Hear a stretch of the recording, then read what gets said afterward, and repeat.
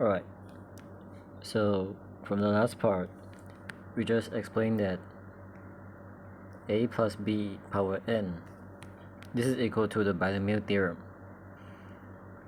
So it's written like this.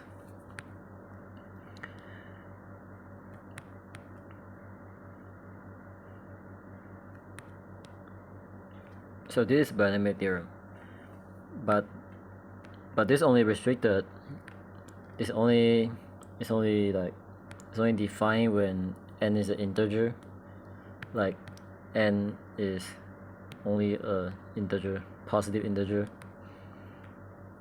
yeah, or some natural numbers.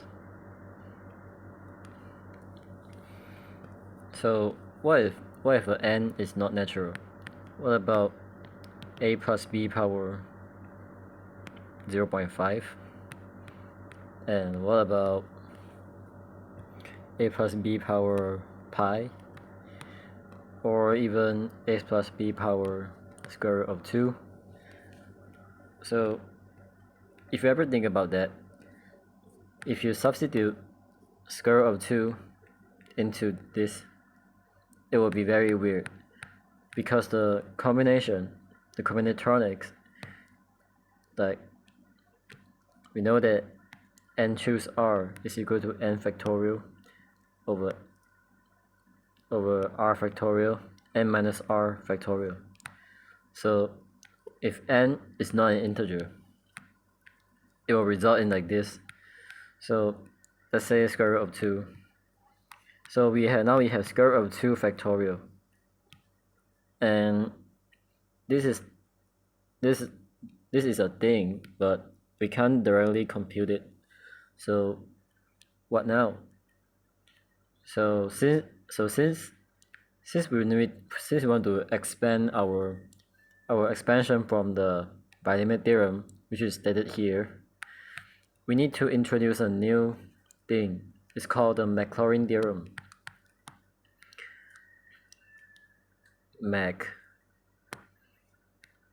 Maclaurin theorem. So what is Maclaurin theorem? Is that there's any function fx can be written into a form of infinite sum. So we have a0 plus a1x plus a2x squared plus dot dot dot. So this goes on infinity. So this is exactly what we're doing today to expand our binomial theorem into another level. So first of all, let's not say the a plus b power n. Let's just say 1 plus b to simplify. So let's say we have 1 plus a power n. So now we know that the 1 plus a power n is equal to some, we're gonna assume it is some random integer, and we don't know n yet. We don't know the n. So n can be any real number. So now what we're gonna do is we're gonna let fx equals to 1 plus a power n. So as you can see here, we have the fx is defined with 1 plus a power n. Now what we're gonna do is we're gonna differentiate. So now we have this go in front of here. So you have this going in front of here. We have the n. So and then we have n minus 1 over here. So now we have n times 1 plus a power n minus 1. So that will be our first term. And actually, yeah, that will be the first term. And since a is a constant, oh, I think we actually need to differentiate a. It's in terms of a, sorry. So it's a. This is fa. So now we have this thing over here. So now we need to compare it into, yeah, let's write it x. Let's write it x for easy purpose. Alright. Since we involve in functions, so x, fx, x, x. Okay. So now we have this. Alright, so we also know that. Alright, so before I want to know what are the coefficients over here. So we're gonna assume that fx is a bunch of a naught, a1s that we don't know. So this would be equal to the differentiate of, well, since it's written like this is written from the first term all the way to the last term. So we will have a sub n x power n, right? So we're gonna write from here, like in the descending order. We're gonna write from here all the way to here. So we're not gonna see the a naught because from this case we're writing from the behind. So yeah, and so this will be our first equation. This will be our first equation, and also fx will be equal to, as I can see here,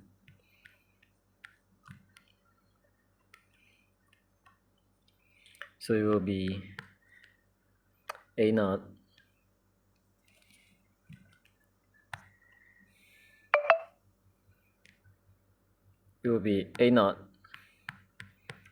plus a1x plus a2x squared plus dot dot dot all the way until a sub n x power n.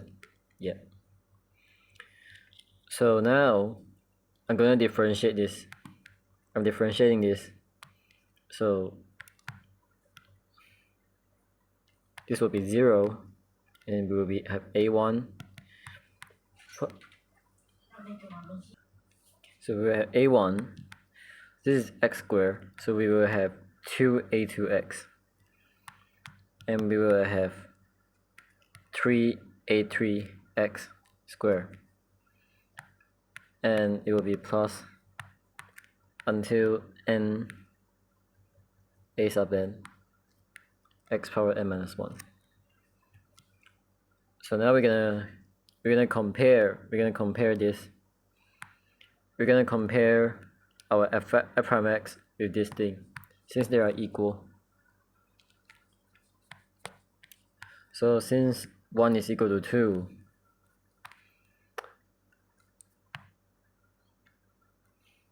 we can know that this n times 1 plus n times 1 plus n,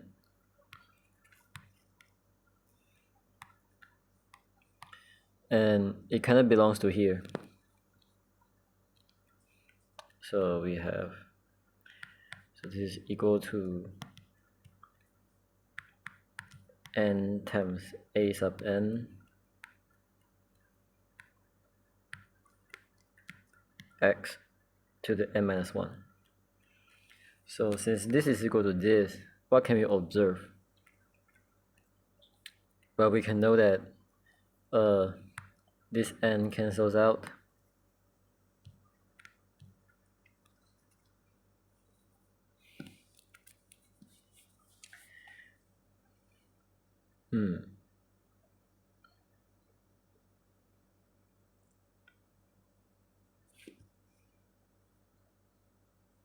Well, let me think of it. That doesn't sound right. Alright, so I did a mistake. So for Maclaurin theorem, yeah, the Maclaurin theorem is that there's an infinite sum, but the terms are actually the f0 of the n derivative. So now what we're gonna do here is we're gonna sub f0. We're gonna sub 0 in both terms. So now for the f prime x,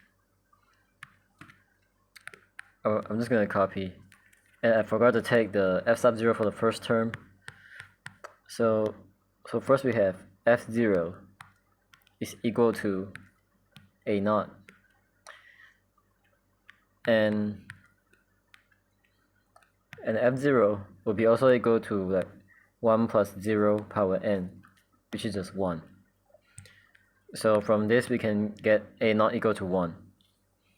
Okay, so yeah, everything, yeah, it's kind of my fault for confusing it, but I hope it's okay. So let's do the f prime 0. So what's f prime 0? So as you can see here, we know that f prime x is equal to n. Okay, I'm gonna write the f prime x first. So f prime x is equal to n times 1 plus x power n minus 1. And f prime 0 will be n times 1 plus 0 power n minus 1, which is just n, right? Because this is just 1, yeah. So, and we also know that f prime x,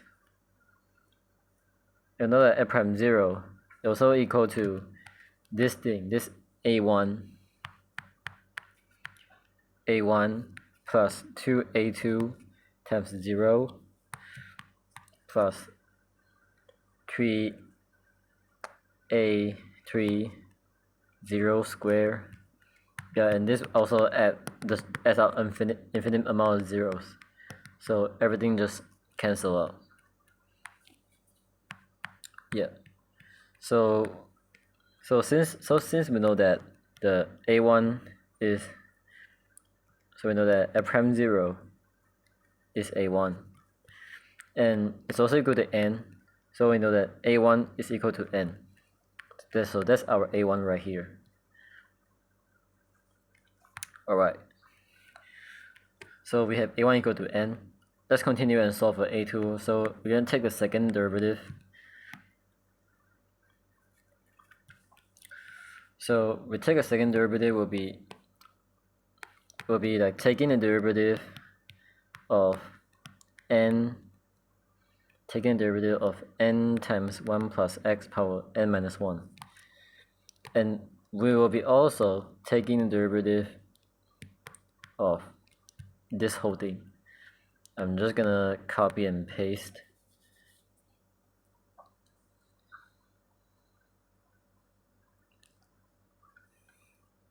So copy and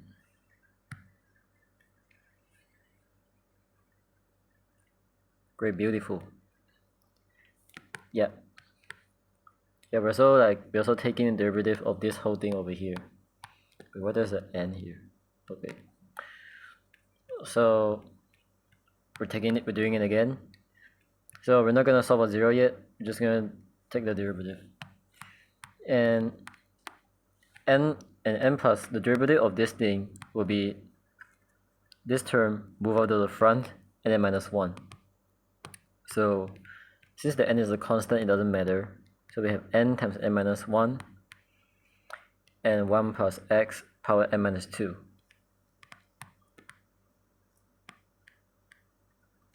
Alright. So from here, we differentiate a1, which is a constant.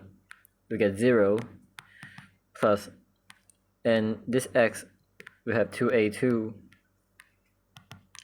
and this x squared will be moved to the front, so we have 6a3, or I'm gonna write 2 times 3 a3, so on and so forth. And then now we have n times n minus 1 a sub n minus 2. Alright, again we're gonna substitute f0, so will be the second derivative f0 will be equal to n times n minus 1 and 1 plus 0 n minus 2, and this will be equal to 2a2 plus, it's just a bunch of zeros, so it will be 0. I forgot to write the x. Yeah, there's an x here. So these are a bunch of zeros, it just will be adding infinitely. So from comparing, we have n times n minus 1 equals to 2a2. So a2 will be equal to n times n minus 1 divided by 2.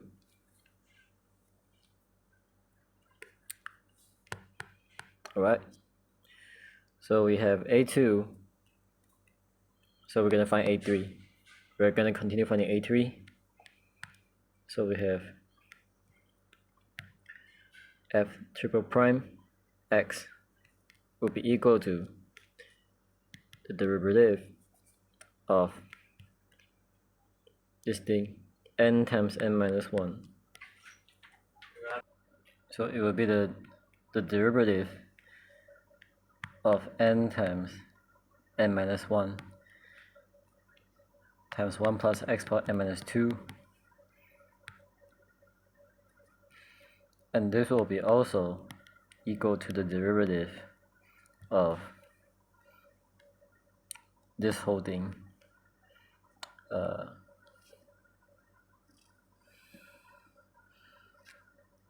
Wait, what?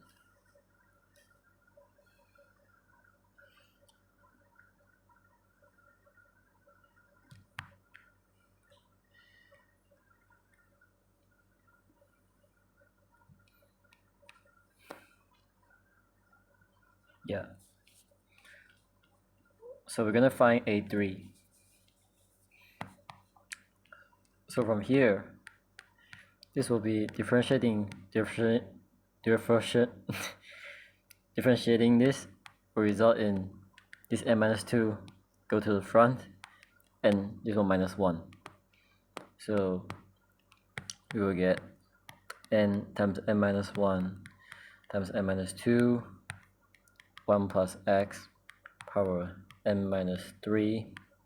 Oh, by the way, each time I differentiate this, the x actually be multiplied by 1 because the x is a chain rule. Yeah, we need to differentiate what's inside the 1 plus x. So the bracket inside is 1 plus x, so the derivative of 1 plus x is just 1. So we need to multiply by 1, but I don't write it for, yeah.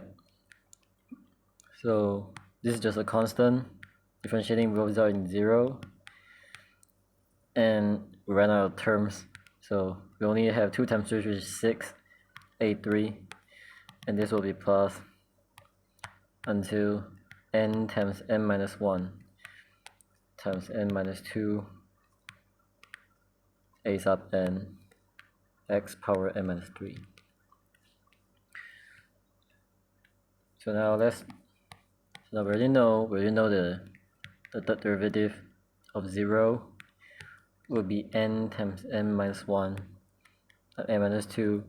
So you already know this will only be 1 because 1 plus 0, yeah, so this will be 1, and this will be 6a3, and plus just a bunch of zeros. Yeah, just a bunch of zeros. So we know that a3 is actually n times n minus 1 times n minus 2 over 6. So what do you know about from the sequence? So we can actually spot the sequence. So for the first a0 we have 1. I'm just gonna list this all. So know that fx is 1 plus x power n, and it also equals to 1 plus, a sub 0 plus a sub 1x plus a sub 2x squared plus a sub 3x cubed plus a sub 4 blah blah blah all the way. So this will be an infinite sum. And we're just gonna substitute what we have. So we know that a sub 0 is 1, a sub 1 will be n, and a sub 2 will be n times n minus 1 over 2. A sub 3 will be n times n minus 1 times n minus 2 over 6. And guess what's the a sub 4? I think you already know the a sub 4 because the sequence is so obvious.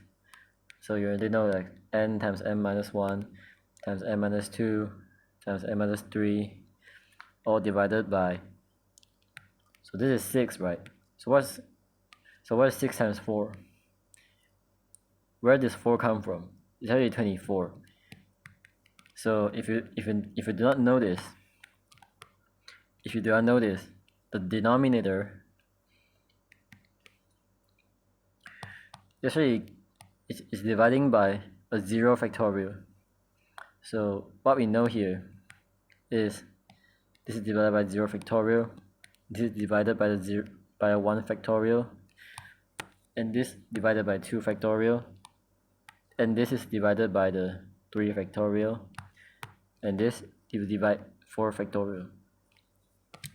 So now we have a sequence plus dot dot dot because it's infinite. So now you know that 1 plus n is equal to this. But how do we know?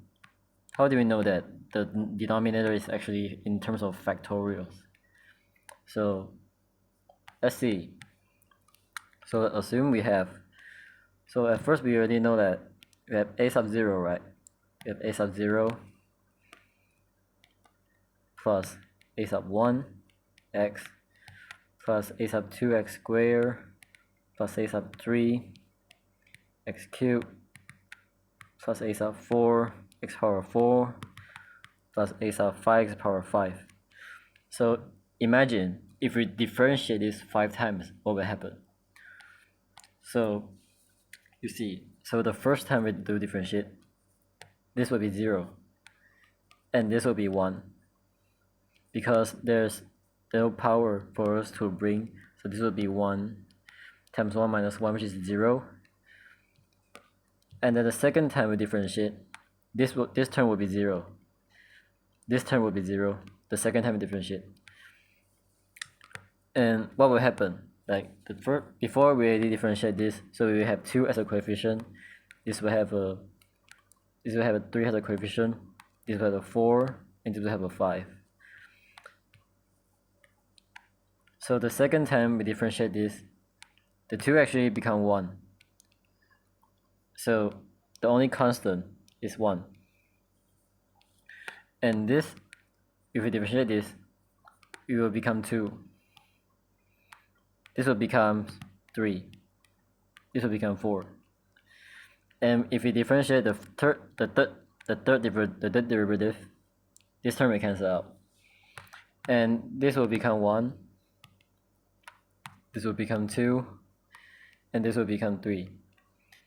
And so on and so forth. So to the fourth derivative, this will become 0. This will become 1. This will become 2. The fifth derivative, this will be 0. And this will be 1. So if you not know what I'm doing here, I'm differentiating this 5 times. So each time you differentiate, you lost a term. The first derivative, we lost a0. Second, we lost a1. The third, we lost a2. The fourth, we lost a3. The fifth, we lost a4. So if you can say that the sixth derivative, we're gonna lose a5. So this is actually n factorial. Yeah, so we have 1 factorial here, 2 factorial here, 3 factorial here, 4 factorial here, 5 factorial here. And since these are multiplied by a5, so let's say we have a k equal to 5 factorial a5. Then what is a5? a5 will be k divided by 5 factorial. And what is k? K is the thing that we found, which is this. which is the third derivative of 0 after you sub 0. So this will be our k in this case. So you see we divided by 6, actually divided by the third factorial. So I hope you're clear now. Yeah. I think you're clear now. Hopefully, you can also ask me questions. And now I'm gonna show you like what would this benefits. I'm gonna do an example. So what about 1 plus x? I mean, what about 2 minus x power pi? Okay, so you see this is already kind of different. So first of all, this is irrational number. This is irrational. And this is not 1.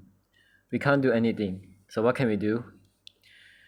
So there's actually something that we can do. So first we're gonna write this as negative x. So it will be 2 minus negative x. I mean 2 plus negative x over pi. So this will be the first step. Alright. So the second step, we need to make this a 1. What can we do to make this a 1? We're gonna factorize 2 out of everything. So this will be result in 2 1 plus negative x over 2, because you factorize 2 out, and this all will be raised by pi. So now you have 2 power pi and 1 plus negative x over 2 power pi. So now this is a much better expression. Why? Because we can now use this from here. It's exactly equal to the same thing, but the n is also not an integer, so we can use this. We can write this in an infinite sum. So I'm gonna do it for you. So this 2 power pi will be just a constant. It doesn't matter. So I'm just gonna write in front of it. So 2 power pi. So this whole thing will be 1 plus pi x. I mean pi x over 2 will be negative because inside is negative. So it will be negative, and then plus pi times pi minus 1 over 2, and this will be negative x over 2 squared, and this will be pi times pi minus 1 pi minus 2 over 6, and this will be negative x over 2 cubed, and so on. Now I'm just gonna expand the third term, and this is already like very complicated to expand, so I'm just gonna write in this form here. So now now we know that 2 minus x power pi is approximately equal to, or since it's an infinite sum, we can say it's equal to 2 power pi times 1, or yeah, we can. I'm just gonna write the first one like this. So 2 power pi. So 2 power pi times pi. So we have pi times 2 power pi, and this will be over 2, and this will be negative. And since this is also 2, so we can minus 1 here, and this will be x. Alright. Alright, this is getting a little bit complicated, but it's okay. So this will be plus. So we have 2 power. Okay, alright. I'm just gonna factorize. Alright. So yeah, so factorize. So 1 minus pi x over 2 plus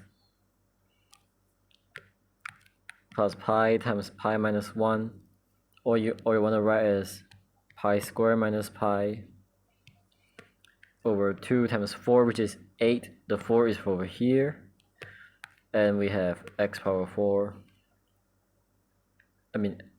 x squared, yeah, and then we have minus, because this is a cube, and we have minus pi times pi minus 1 times pi minus 2 over 6 times 8, which is 48. This will be x power 3, and this will be an infinite sum. So yeah, there you have it. So I hope you understand why I'm talking. Yeah, this is a really, it's not easy to understand the Maclaurin theorem. Yeah, it's getting really complicated if you want to expand the Binomial theorem from this to whatever this is. So Maclaurin theorem is a really fun thing, and it's a fun theorem for me.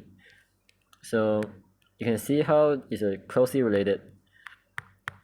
So let's just write the summary and end here. So I'm just gonna write, so therefore we have 1 plus x power n for n is not an integer. It will be 1 plus nx plus n minus 1 over 2 x plus n times n minus 1 times n minus 2 over 6. Or I'm just going to write in 3 factorial. Yeah. Then plus dot dot dot. So alright. Thanks for watching.